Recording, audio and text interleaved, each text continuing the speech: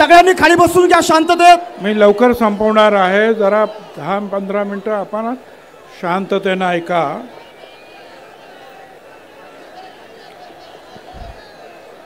सर्वप्रथम मी छत्रपती शिवराय, महात्मा ज्योतिराव फुले, शाहू महाराज, डॉक्टर बाबासाहेब आंबेडकर, अहिल्याबाई होळकर यांना वंदन करतो. या आपल्या ओबीसी एल्गार सभेसाठी या सभामंचावर आले असलेले आणि आतापर्यंत ज्यांची आपण तडफदार भाषणं ऐकली असे धनंजयराव मुंडे, प्रकाश शेंडगे, आमदार गोपीचंद पडळकर, आमदार मनोज कायंदे, पंकज समीर, लक्ष्मणराव गायकवाड, शबीर अन्सारी, प्राध्यापक लक्ष्मण हाके, माजी आमदार संजय दौंड, तोताराम कायंदे, राजारामजी पाटील, मनोहर धोंडे, सत्संग मुंडे, बापू भुजबळ, नवनाथ वाघमारे, ईश्वर बालबुते, पी.टी. चव्हाण, राजेंद्र महाडोळे, संभाजी झुंजार, सुदर्शन घेरडे, माझ्या इतर सर्व नेते, माझ्या बांधवांनो, भगिनी आणि मातांनो, खरं म्हणजे राज्यामध्ये अतिवृष्टी झालेली आहे, प्रचंड महापूर आले. असं असताना सुद्धा तुम्ही सगळे इथे आलात ओबीसीची वज्रमूठ दाखवण्यासाठी. त्यासाठी आपल्याला लाख लाख धन्यवाद. मित्रांनो, दिवाळी तर आली. दिवाळीतला सगळ्यांना शुभेच्छा, पण कशा देऊ मी शुभेच्छा? 15 आमच्या ओबीसीचे आमचे लोक त्यांनी आत्महत्या केली का? तर आमच्या ओबीसीचं आरक्षण संपलं म्हणून. कशी दिवाळी साजरी करायची आम्ही? माझी आपणाला विनंती आहे,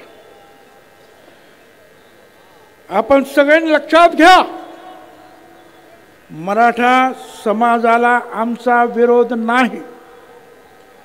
मगाशीच सांगितलं धनंजयराव मुंडेंनी, मराठा समाज आणि आमच्यामध्ये अंतर पडलं असंच बोले ना. अरे हे अंतर ह्या अंतरवालीच्या दरिंदे पाटलामुळे पडलं.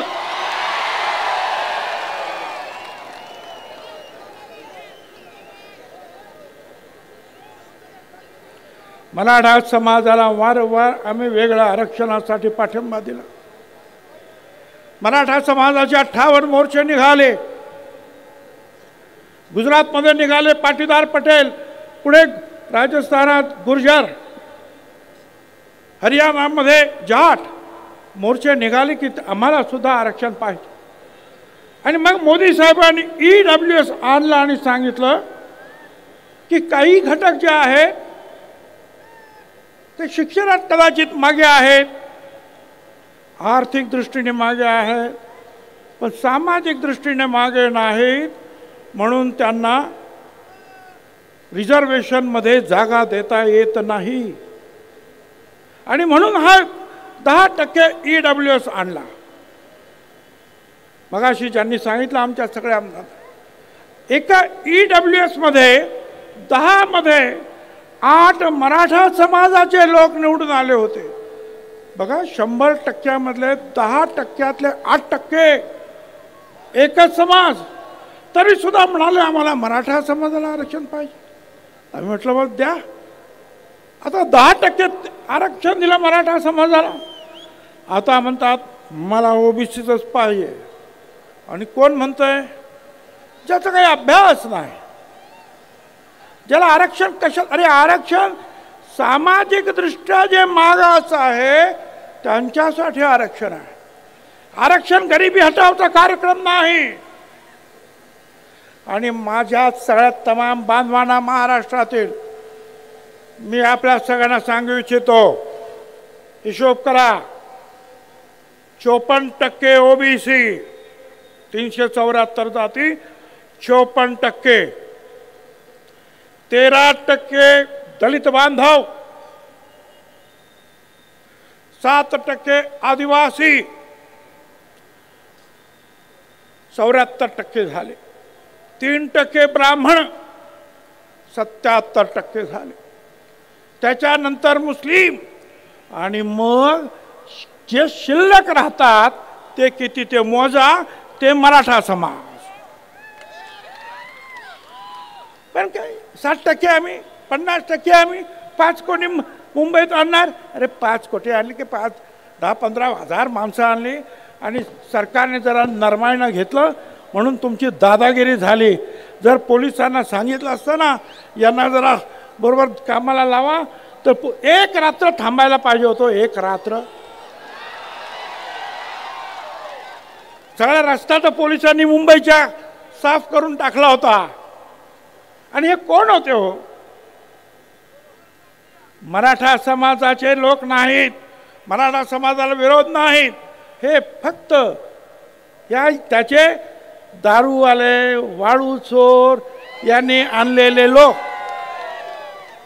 या दरिंदे पाटलाने आणलेले त्याचे ते लोक काय हैदोस घातला.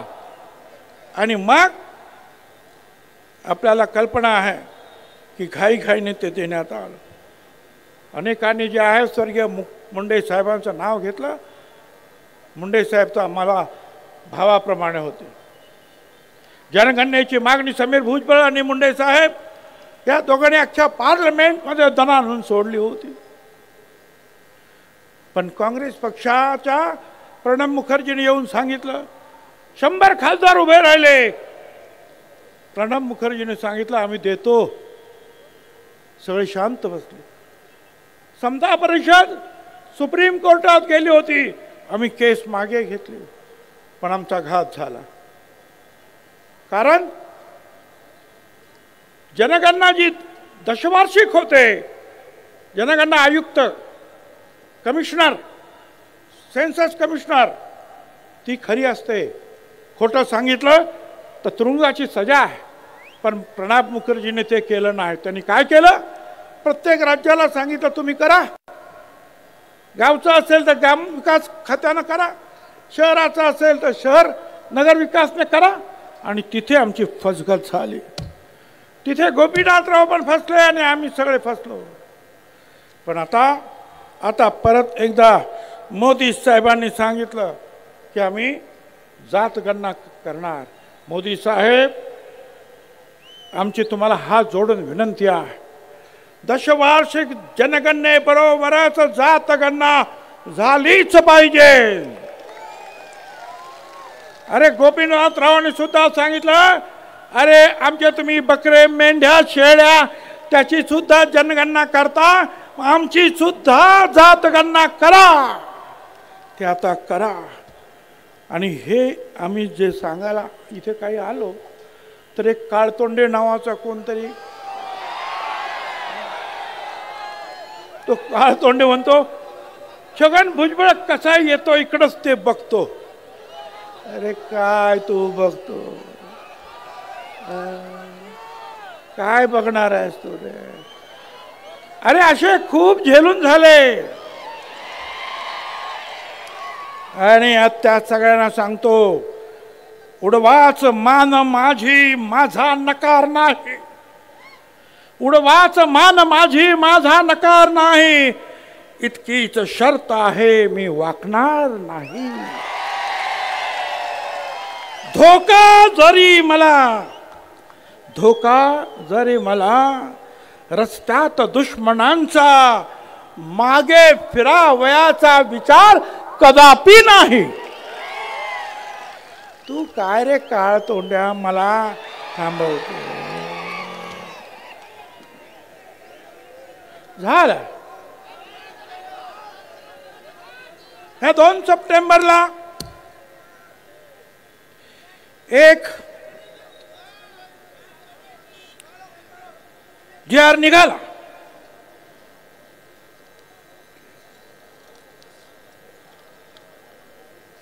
जी.आर. निघाला. आम्ही कोर्टात गेलो. सोनार समाज, नाभिक समाज, कुणबी सेना, माळी महासंघ समता परिषद, मोठे आमचे वकील उभे आहेत. माझी खात्री आहे आम्हाला न्याय मिळाल्याशिवाय राहणार नाही.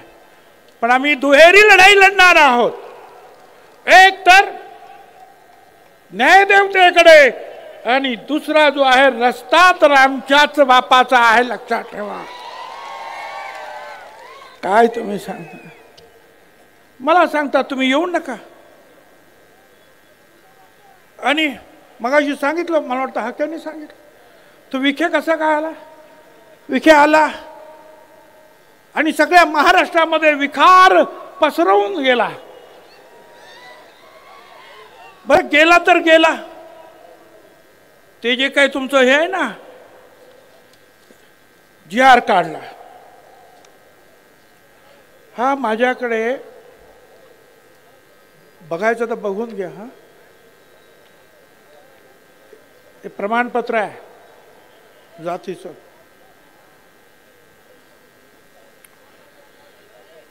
तीन तारखेला 3 ऑक्टोबर 25ला सकाळी अर्ज केला. 3 ऑक्टोबर 25ला सकाळी अर्ज केला.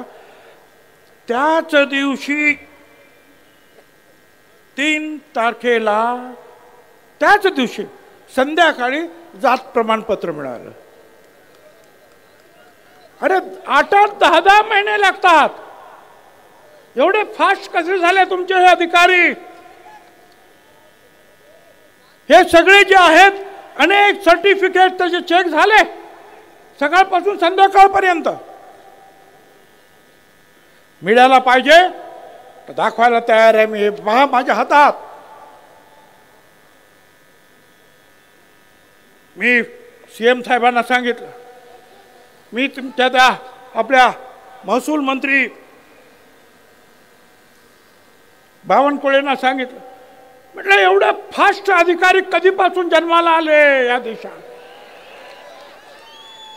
आम्हाला 10 महिने लागतात, याला 10 तासात. हे जर थांबवलं नाही ना तर लक्षात ठेवा, आपणच सांगितलं OBC आमचा DNA आहे. हा DNA कधी सर्कल काही सांगता येणार नाही. बरं या CM या विखेंनी बाबा दिला, त्याच्या हातामध्ये एक प्रमाणपत्र म्हणजे GR दिला. आणि आपण सगळ्या याच्यात पोलिसांची भरती असेल, शिक्षकांची भरती असेल, कुठे भरती असेल, आपण काय असतो पात्र व्यक्तींना नेमण्यात यावे. त्याच्यात म्हटलं होतं पात्र मराठा समाजाच्या व्यक्तींना नेमण्यात यावं. याने काय सांगितलं या दरिंदे पाटलाने? त्या विखेला म्हटलं तुम्ही इथे बसा, हा पात्र शब्द काढून या. 1 तासामध्ये पात्र शब्द काढला आणि मराठा समाजाला आरक्षण देण्यासाठी असं करा. कुठला कायदा? हायकोर्टाचे सगळे माझ्याकडे इथं सगळे निर्णय आहेत हायकोर्टाचे सहित. मराठा कुणबी या 2 वेगळ्या जाती आहेत. हायकोर्टाचा निर्णय. दुसऱ्या याच्यामध्ये म्हटलेलं आहे की मराठा आणि कुणबी एकच जात आहे असे मानणे हा सामाजिक मूर्खपणा आहे, हायकोर्ट म्हणता. अरे कसं काय तुम्ही देता? आणि इथे सुप्रीम कोर्टाने सुद्धा सांगितलं की मराठा समाज सामाजिक दृष्ट्या मागास नाही, त्यांना आरक्षण देता येणार नाही, हे त्यांनी सुद्धा सांगितलं. मग कसं काय तुम्ही देता? आणि त्यावेळेला CM कुठे होते? CM नागपूरला. इथे यांनी निर्णय घेऊन टाकला, पात्र पण शब्द काढून टाकला. CM ना मला सांगायचं आहे सावधान, ही जी मंडळी आहेत ना ही तुमच्या वाईटावर आलेली आहे, तुम्हाला अडचणी निर्माण करणार आहेत. त्यांचं टार्गेट ओबीसी नाहीये, त्यांचं टार्गेट देवेंद्र फडणवीस आहे, लक्षात ठेवा. या सगळ्या बीजेपीच्या सगळ्या नेत्यांना सांगतोय, आज तुम्हाला ओबीसीच्या ताकदीवर 125-135 आमदार मिळाले. त्या ओबीसीवर जर अन्याय कराल तर ओबीसी आज दूध खुळे राहिलेले नाहीत, लक्षात ठेवा. त्यामुळे लवकरात लवकर याच्यामध्ये आपल्याला मार्ग काढावा लागेल. काही लोकांनी तर एक पत्र पाठवलेत लोकांना, मी कुणबी आहे, ज्यांना कोणाला सर्टिफिकेट पाहिजे असेल त्यांना मी देऊन टाकतो की हा कुणबी आहे म्हणून. बघा फिरतंय सगळीकडे. अरे कुठलाही नागपूरचा एखादा कुणबी किंवा कुठला, आणि तो आपल्या कोल्हापूरला सांगणार की हा माणूस कुणबी आहे. काय आहे? अरे कायदा आहे की नाही? मी आता नागपूरचा निघाला म्हणून सांगितलं, नागपूरचं मला आठवलं, नागपूरला मोर्चा काढला, वडेट्टीवार साहेबांनी काढला. आमचा विरोध नाही. इथेच अंबडला पहिल्यांदा वडेट्टीवार साहेब आले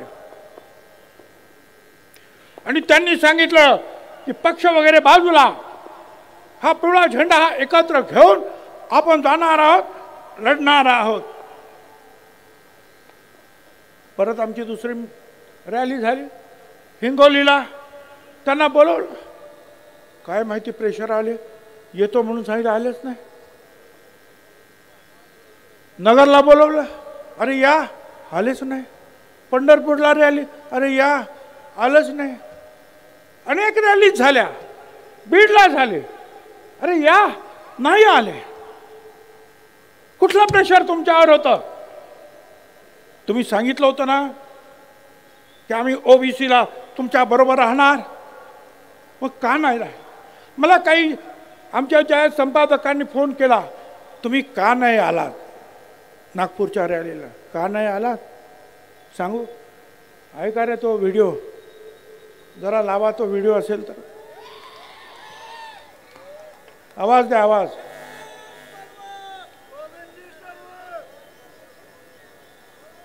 अरे आवाज आहे का नाही त्याला? मला ओबीसी. जय शिवराय भावन. तर काँग्रेसचे आपले वडेट्टीवार काका कसे डबल ढोलकी आहे ते बघायचंय का? बघायचंय? गाण्या लाव रे तो व्हिडिओ. मी आजही जोरगीराने सांगतो आपल्याला, मला ओबीसीतून या, कारण हा निजामच्या वेळेस मराठवाड्यातला कुणबी समाज, मराठा समाज हा ओबीसी होता, हे मला माहित आहे. हे मला माहित आहे. पण 2 महिन्यापूर्वी जो मिटिंग घेतली, 2 महिन्यापूर्वी, 3 महिन्या 4 महिन्याच्या पूर्वी मुख्यमंत्र्यांच्या उपस्थितीमध्ये जी बैठक झाली आणि त्या बैठकीमधला मसुदा काय ठरला, त्याचा टीओआर काय ठरला, टर्म ऑफ रेफरन्स काय ठरला, की ज्या वेळेस तुमची मागणी आली की कुणबी म्हणून ओबीसीना, आंदोलन ओबीसीना आरक्षण देण्याची, त्यावेळेसचे दाखले मागितले गेले, त्यावेळेसचे पुरावे मागितले गेले. त्यावेळेस कोणी मागितले? त्यावेळेस कमिशनरला त्याचं अध्यक्ष केलं गेलं, पण ते मीटिंग एकही झाली नाही. 4 महिन्यात एकही मीटिंग झाली नाही, हे आपल्या सगळ्यांना माहित आहे. माझी इच्छा आहे, माझी भूमिका मी मांडण्यासाठी आलो. एक ओबीसीचा नेता म्हणून, विरोधी पक्षाचा नेता म्हणून, एक काँग्रेस कार्यकर्ता म्हणून माझी भूमिका आहे. तुम्हा सगळ्यांना, मराठा सगळ्या समाजाच्या विशेष करून या मराठवाड्यातील जो निजामाच्या काळात कुणबी म्हणून होते, तुम्ही घेतला नाही, विदर्भातल्या लोकांनी घेतला, त्याचा आनंद घेतला, त्याचा म्हणजे त्या आरक्षणाचा फायदा घेतला, तुम्ही घेतला नाही. पण आजही आमची भूमिका आहे की महाराष्ट्रातील ओबीसी समाजांना, आपल्या मराठा समाजांना ओबीसीतून आरक्षण द्या, ही माझी भूमिका आहे. परत ऐकायचंय, मराठा समाजाला ओबीसीतून आरक्षण द्या म्हणताय. आता याचं काय सांगायचं आहे? हे सगळं जे आहे फिरतंय, सगळं व्हायरल होत आहे. वडेट्टीवार एकच मुद्दा घेऊन तुम्ही उभे राहा, आम्ही तुमच्या बरोबर आहे. पण जरांगीच्या तिथे जाऊन एक बोलणार, मराठा समाजाला आरक्षण दिलंच पाहिजे म्हणून. अंबडच्या मिटिंगमध्ये येऊन तुम्ही सांगा आम्ही तुमच्या बरोबर आहोत, नंतर आमच्याकडे आमचा परत पाठ फिरवणार. हे कसं काय शक्य आहे? आणि म्हणून मी त्यांना सांगितलं, त्या संपादकांना, बघा हे व्हिडिओ, तासाला जर तुम्ही बदलायला लागलात तर ओबीसी समाजाचा घात होईल.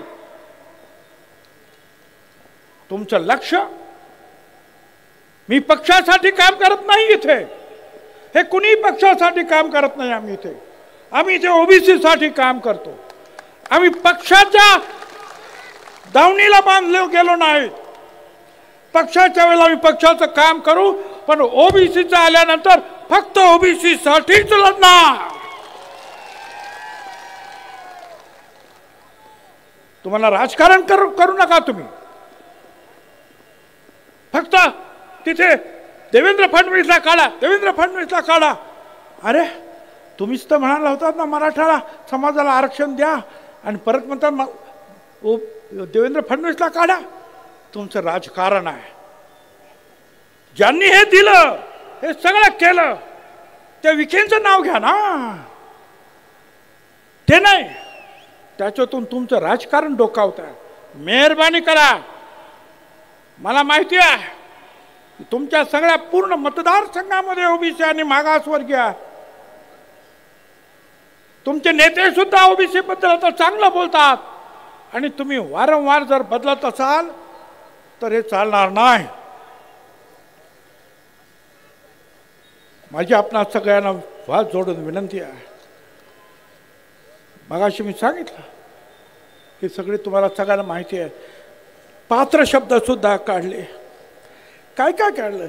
मागे सुद्धा मी सांगितलं, अहो खोडाखोड हे अशी, हे सगळं मी दिलं. हे सगळ्या मुख्यमंत्र्यांना सुद्धा दिलं. हे बघा, हे कसे काय तुम्ही पत्रके देत आहेत? मराठ्याला कू लावतात. कू मराठा कू. अरे काय चाललंय? सगळं खाडाखोड करून हे सगळं थांबवा. नाही पेक्षा मोठी अडचण निर्माण होईल. लढाई तर आम्ही लढणार आहोत, कोर्टात पण लढणार, सगळीकडे लढणार, परंतु राजकीय लढाई सुद्धा आम्हाला कदाचित लढावी लागेल. आतापर्यंत आमच्या ज्या नेत्यांनी सांगितलं, त्यांनी सांगितलं ना धरिंदे पाटलाने की ओबीसीना पाडा, तोच आदेश आम्ही सुद्धा देऊ शकतो की जे जे ओबीसीच्या मुळावर उठलेले असतील, ते कुणाही समाजाचे नेते असू दे, त्यांना धाराशिव केले आडवे करा, त्यांना आडवे करा. एवढंच तुम्हाला मी सांगतो. निवडणुका आता येतात, लहान लहान निवडणुका येतात. एवढंच करा. धनगर उभा राहिला तर माळी नको, माळी उभा राहिला तर तिथे वंजाळे नको. एका विरुद्ध एक लढा. विजय तुमचा आहे. दलित, आदिवासी, मुस्लिम सगळ्यांना एकत्रित घ्या. विजय तुमचा आहे. जर तुम्ही अशा रीतीने जर लोकांना मार्गदर्शन करत असाल तर आम्हाला सुद्धा ते करताय. एका मोठ्या नेत्यानं मला फोन केला विरोधी पक्षाच्या, की आम्ही जरंगेला त्या दरिंदेला भेटायला गेलो तर तुम्ही आमच्यावर टीका करता, आणि तुमचे हे विखे पाटील कारण नसताना परत जातायत, तेव्हा तुम्ही का गप्प बसतात?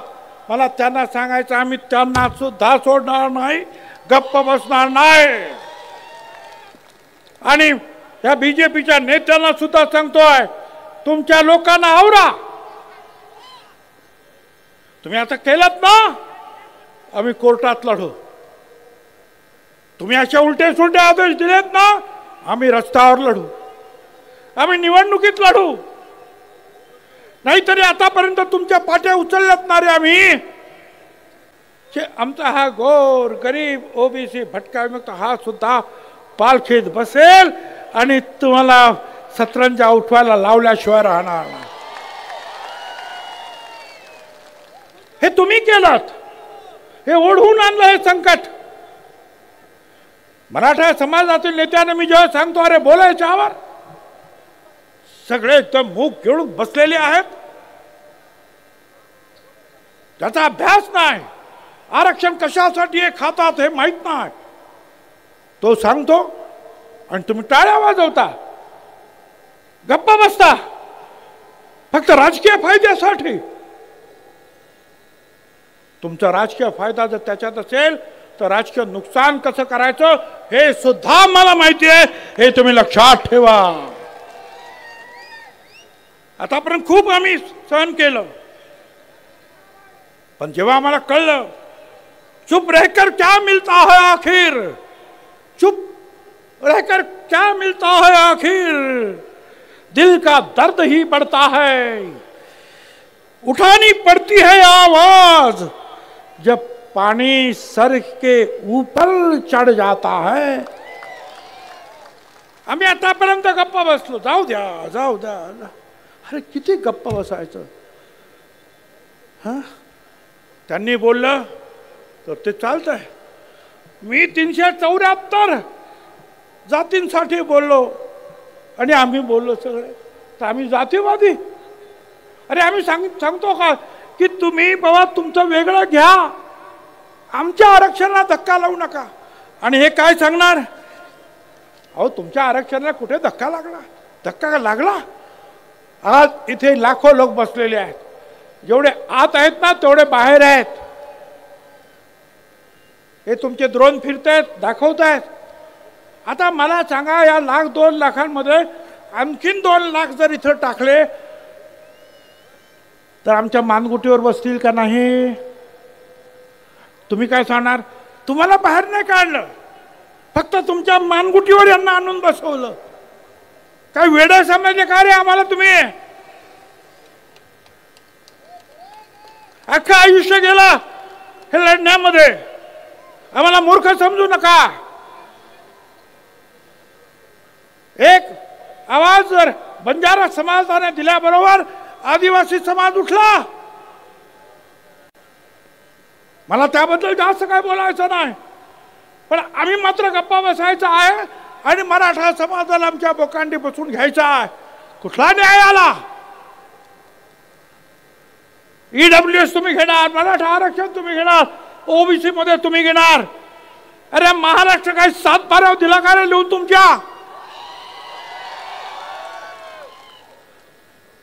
छत्रपती शिवाजी महाराजांचा महाराष्ट्र, हे सगळे जे आहेत ना माझ्या मागे बसलेले, यांचेच पूर्वज लढले. अरे बेरड समाजाचा आमचा बहिर्जी नाईक होता जीवा म्हणून वाचला शिवा जिजामाता म्हणाला. तो आमचा नाभिक समाज जेव्हा महालेचा शिवा काशीचा ब्राह्मण समाज सुद्धा लढला. बाजी प्रभू देशपांडे, रायबा महार लढला, मुस्लिम सरदार लढले. आणि आज तुम्ही शिवाजी महाराजांचं नाव घेऊन, मगाशी सांगितलं आमच्या राजाराम पाटलांनी, हा आगरी कोळी समाज महाराजांनी पहिला आरमार निर्माण केलं या देशात आणि सागरी सरहद्द त्याचं रक्षण केलं. ते सगळे आज परांगंदा होणार आणि ते पण तुम्ही शिवाजी महाराजांचं नाव घेणार आणि आमच्या लोकांना मारणार, डोकी फोडणार. पोलिसांना माझं सांगणं आहे, प्रत्येक वेळेला मला फोन करावा लागतो, अरे आमच्या लोकांचं डोकं फोडलं, काहीतरी करा, केस घ्या. आणि मग SP म्हणता बरं बरं बघतो मी. अरे बघता काय, जर असेच तुम्ही बघत राहिलात तर एक दिवशी ना हे असे सगळे जे आहेत हे मधमाशाचं पोहळ जे आहे असंच उठल्याशिवाय राहणार नाही. आणि मग मात्र तुम्हाला बघतो बघतो म्हणायची सुद्धा सोय उरणार नाही. एकाला सुद्धा धक्का लागता कामा नये. गावातील सामान्य माणसाचं जरा सुद्धा नुकसान होता कामा नये, जाळपोळ होता कामा नये. ताबडतोब पोलिसांनी कारवाई केली पाहिजे. पोलिसांनी कारवाई करायला लागल्यानंतर काय होतं हे मला माहिती आहे. मी सांभाळलं ते डिपार्टमेंट. पण बघून सुद्धा जर न बघितल्यासारखं जर केलं तर मी तुम्हाला सांगतो शेकडो हजारोच्या संख्येनं ना त्या पोलीस स्टेशनला त्या SP च्या ऑफिसला जा, बसा तिथं, म्हणा मारा मला काय मारायचं, पण ह्या बाबासाहेब आंबेडकरांनी जे संविधान लिहिलं तो न्याय मिळाल्याशिवाय आम्ही राहणार नाही. मी तुम्हाला त्यांना एकच सांगतो, या सगळ्यांना कुछ देर की खामोशी है, या सगळ्यांना सांगतोय मी. त्या दरिंदेला पण सांगतो आणि बाकीच्यांना पण सांगतो, कुछ देर की खामोशी है फिर शोर आएगा. तुम्हारा सिर्फ वक्त आया है, तुम्हारा सिर्फ वक्त आया है. हमारा दौर था और वो दौर फिर से आएगा, ध्यान में रखो. ये हमारा दौर था. स्वराज्यापासून आम्हीच लढलो आणि आता सुद्धा ह्या गोर गरिबांच्या मागासवर्गीयांच्या हक्कासाठी आज एक वज्रमूठ इथे वळली गेलेली आहे. आमचा धनंजय त्या दिवशी म्हणाला, त्या काय नाव तटकरणा, मला काहीतरी काम द्या. मला कोणीतरी सांगितलं धनंजय असं म्हणाला. मी धनंजयला म्हणालो, अरे बाकीचं तर काम मी तुला देऊ शकत नाही, पण हे गोरगरीब लाखो लोक आशेनं बघतायत. गोपीनाथराव मुंड्यांचे तुम्ही वारसदार, हे काम तुम्ही घ्या, हे काम मोठं आहे रे. या खुर्च्या ज्या आहेत ना, मंत्रीपदाच्या आमदारकीच्या वळवावरचं पाणी आहे. पण गोपीनाथराव मुंडेंसारखा सगळ्यांच्या हृदयात तुम्ही सुद्धा जाऊन बसू शकता. फक्त या गोरगरिबांचे अश्रू पुसण्यासाठी, त्यांचं रक्षण करण्यासाठी छातीची ढाल करून पुढे या. तुमच्या पाठीमागे तमाम महाराष्ट्र आल्याशिवाय राहणार नाही. आज हा सगळा माधव एकत्र झाला आणि त्याच्या पुढेही माधव म्हणजे माळी, धनगर, वंजारी. आता परत त्याच्या पुढे आणखी माधव राव लावला. म्हणजे काय काय कोणी सांगितलं आपल्या धनंजय मुंडे